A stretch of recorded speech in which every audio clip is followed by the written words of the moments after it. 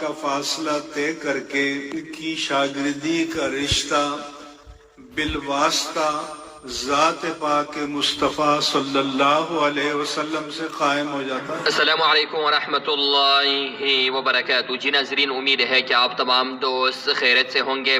سب سے پہلے آپ لوگ یہ ویڈیو ملاحظہ کریں، جمعے کے روز انجینئر محمد علی مرزا نے مفتی منیب الرحمان صاحب کو اپنے اکیڈمی میں دعوت دی مناظرے کے لیے، اور آج جو ہے وہ اتوار کا دن ہے، سنڈے کا دن ہے، تو آج ایک بہت بڑا مناظرہ ہونے جا رہا ہے۔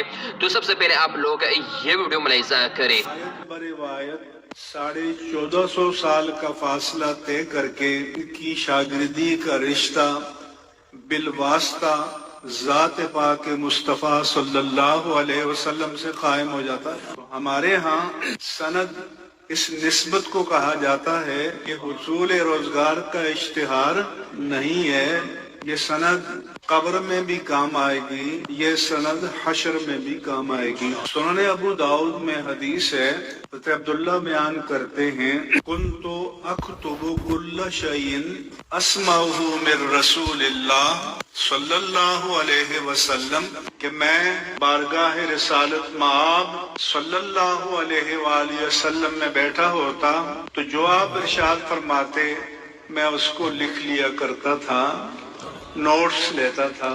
پنہتنی قریش، تو کہتے ہیں کہ قریش کے کچھ دانا لوگوں نے مجھے روکا، بابا ہر بات مت لکھا کرو، ان النبی بشر یتکلم فی الغضب والرضا، کہ نبی بشر ہیں، کبھی کیفیت غضب میں بات کرتے ہیں، کبھی کیفیت رضا میں بات کرتے ہیں، ان کیفیات میں بندہ بات کچھ سے کچھ کہہ دیتا ہے، ہر بات نہ لکھا کرو۔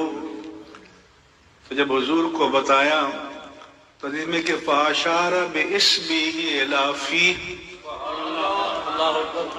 تاجدار کائنات صلی اللہ علیہ وسلم نے اپنی انگشت مبارک سے اپنے دہن مبارک کی طرف اشارہ کر کے فرمایا، کیفیت جلال ہو یا کیفیت جمال ہو، جو میں کہوں لکھ دیا کرو، کوئی بھی کیفیت ہو، اس منہ سے حق کے سوا کچھ جاری نہیں ہوتا۔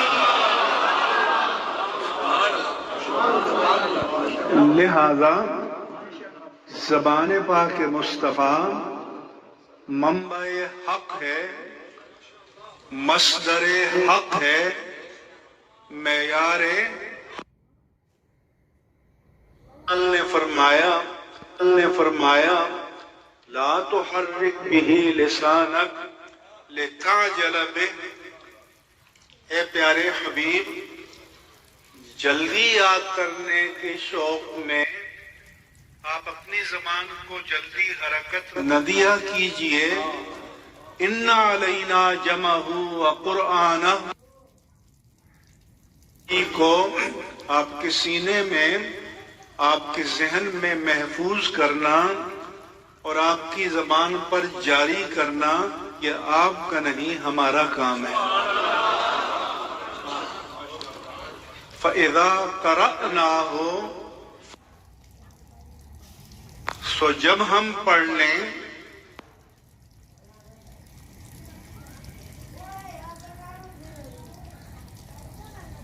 ہوا فرشتہ پڑھ لے تو اطمینان کے ساتھ، قرار کے ساتھ، سکون کے ساتھ پڑھ لیا کیجئے۔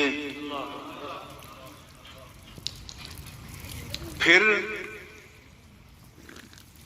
کوئی یہ نہ سمجھے کہ یہ کوئی دیوان غالب ہے یا دیوان حافظ ہے، اس کا جو مطلب جس کے جی میں آئے بیان کر دے۔ فرمایا کہ نہیں، ان علینا جمعہ وقرآنہ، فرمایا کہ ثم ان علینا بیانہ، پھر جس طرح یہ کلام ہماری طرف سے آیا، اس کا بیان بھی ہماری طرف سے آئے گا۔ تو پھر بیان کس پر آئے گا؟